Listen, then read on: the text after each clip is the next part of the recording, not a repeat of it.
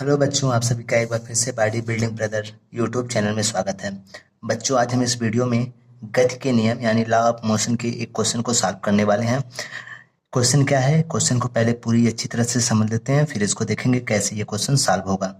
बच्चों, यहाँ पे आप देख पा रहे होंगे दो मासेस रखे गए हैं, एक 10 केजी का और एक 20 केजी का। ठीक है, अब हम क्या कर रहे हैं, दोनों जो द्रव्यमान है उसको एक पतली डोरी से इसको क्या कर रहे हैं, बांध दे रहे हैं। ठीक है, और 10 किलोग्राम का जो द्रव्यमान है उस पे 600 न्यूटन का फोर्स लगा के इसको आगे की तरफ खींचा जा रहा है। यानी इस पे जो लगने वाला फोर्स है वो कितने का है, 600 न्यूटन का फोर्स। अब इस जब 10 किग्रा द्रव्यमान के जो पिंड है या वस्तु है, इसको अगर हम 600 न्यूटन के बल से आगे की तरफ खींचेंगे तो ये पूरा जो सिस्टम है वह एक ही त्वरण ए से आगे की तरफ मूव कर रहा है। ठीक है, इसमें जो त्वरण है वह कितना है, ए है।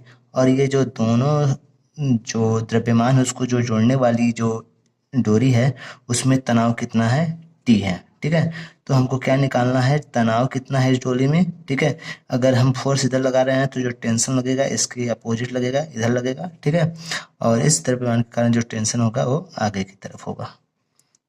ये भी टी होगा और ये भी टी होगा। ठीक है, तो हमको ये बताना है कि इसमें जो त्वरण है ए कितना होगा। ठीक है, और इस डोरी में जो तनाव बल है टी वो कितना होगा। ये हमारा पूरा पूरा क्वेश्चन है। ये दो चीज हमसे पूछा गया है, एक तो हमको इसका त्वरण ए निकालना है।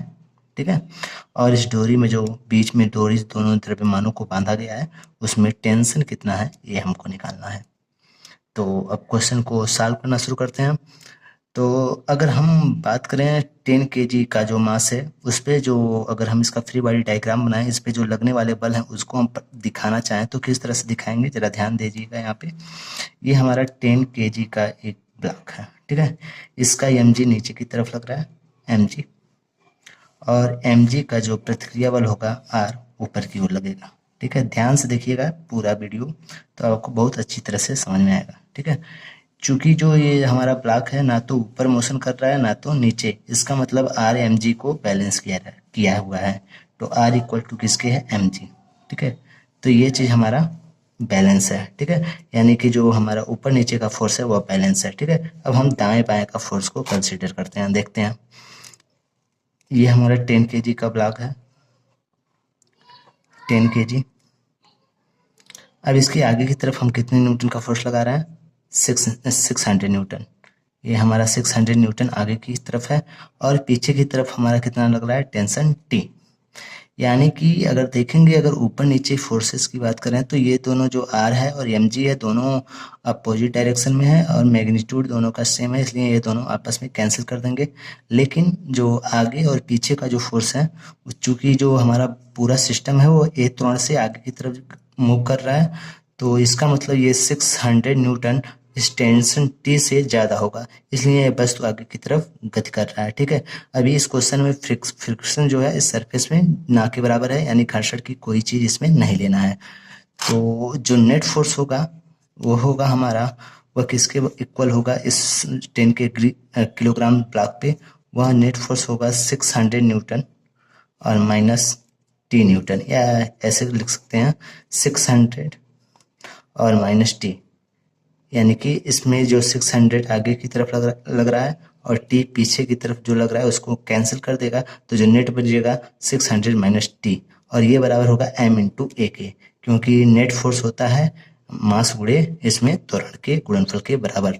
तो अगर देखेंगे तो यम हमारा 10 केजी का है और त्वरण हमको निकालना है ए। ठीक है, यहाँ पे ए हमको मालूम नहीं है कितना है। तो अगर हम इसको थोड़ा सा सॉल्व करें तो ये इसको हम लिख सकते हैं 600, और इसको अगर इधर भेज दें तो हमारा हो जाएगा -10a और इक्वल टू टी, और ये हमारा हो गया इक्वेशन नंबर 1। अब हम देखते हैं 20 केजी का जो ब्लॉक है उस पर कितने तरह से फोर्स लग रहे हैं। तो 20 केजी का जो ब्लॉक है इसके पीछे की तरफ कोई भी फोर्स नहीं लग रहा है। ठीक है, आगे की तरफ क्या लग रहा है, टी। ठीक है, तो जो टी फोर्स होगा यानी जो डोरी में टेंशन होगा वह इस ब्लॉक को आगे की तरफ मूव करा रहा होगा। ठीक है, तो इसका मतलब इस पे जो नेट फोर्स होगा वो टी, यहाँ पे देखिएगा 20 के किलोग्राम द्रव्यमान के लिए हो रहा है। टी इक्वल टू कितना होगा, इसका मास और इसमें जो त्वरण है ए। ठीक है, तो ये जो m होगा, ये मास ये 20 kg का है, तो T इक्वल टू 20 इंटू ए। तो यहाँ से जो डोरी में तनाव है वो हमारा कितना आ जाएगा 20A। अब ये डोरी पूरा एक ही है तो तनाव सारी डोरी में सेम ही होगा, चाहे ये टी कंसीडर करें चाहे ये टी, दोनों में जो तनाव होगा वह 20A के बराबर होगा।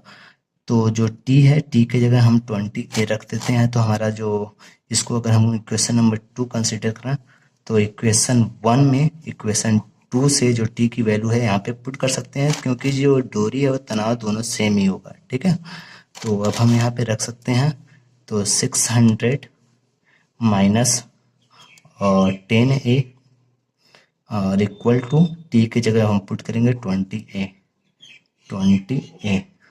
अब इसको फर्दर सॉल्व करेंगे, 600 ये उधर जाएगा तो हमारा जाएगा 30A।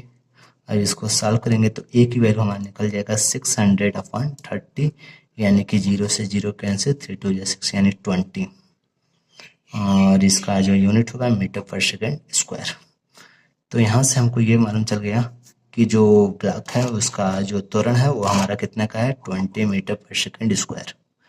अब हम डोरी में अगर टेंशन निकालना चाहें तो बहुत आसानी से निकाल सकते हैं, तो इसके लिए यही चीज़ हम यूज करेंगे। ठीक है, T इक्वल टू 20A, ए की वैल्यू हमको मालूम चल गया है ये 20 मीटर पर सेकेंड स्क्वायर, तो टेंशन आराम से हम निकाल सकते हैं।